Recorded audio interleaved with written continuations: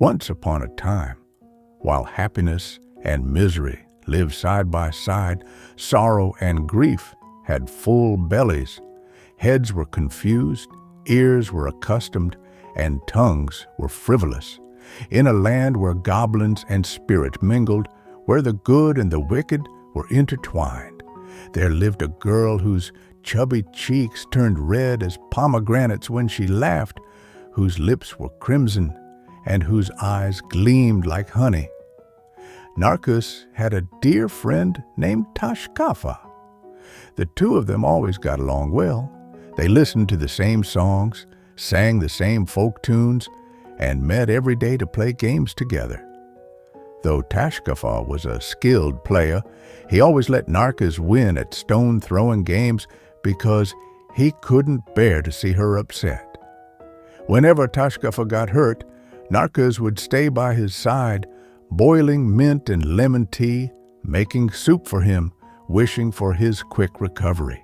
In good times and bad, they were always together, never worrying about anything, spinning and dancing with joy. Years passed, and the two friends grew up together, but as in many stories, separation one day knocked on their door. Taşkafa had to move to another city to study engineering, while Narkız was accepted into the School of Health Sciences to study nursing. The pain of separation. On the day of their farewell at the train station, Narkız pressed a heavy stone onto her heart. Tears flowed like rivers as they unwillingly parted ways. The waters rose higher and higher until their sorrow overflowed, reaching the heavens and touching the stars. Despite the distance, Taşkafa continued sending messages to Narkız every day. At night, as he laid his head on his pillow, he dreamed of the day they would reunite. But then one day, Narkız stopped replying. She no longer read his messages. Days rushed past, and nights mourned in silence. As it turned out, Narkız's mother had decided to marry her off to the son of a prestigious family. The groom was handsome, wealthy beyond measure.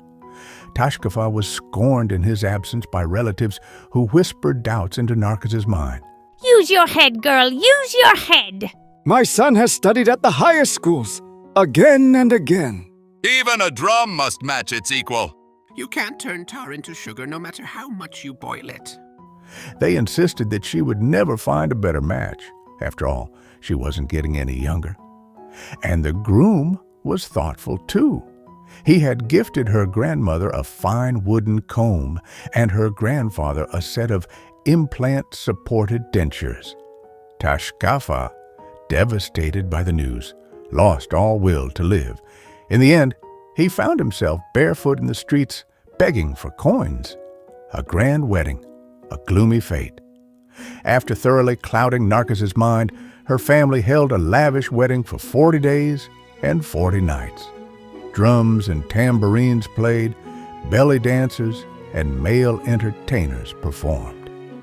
As soon as Narkız was married, before she even realized what had happened, she dropped out of school, leaving behind her dreams of becoming a nurse.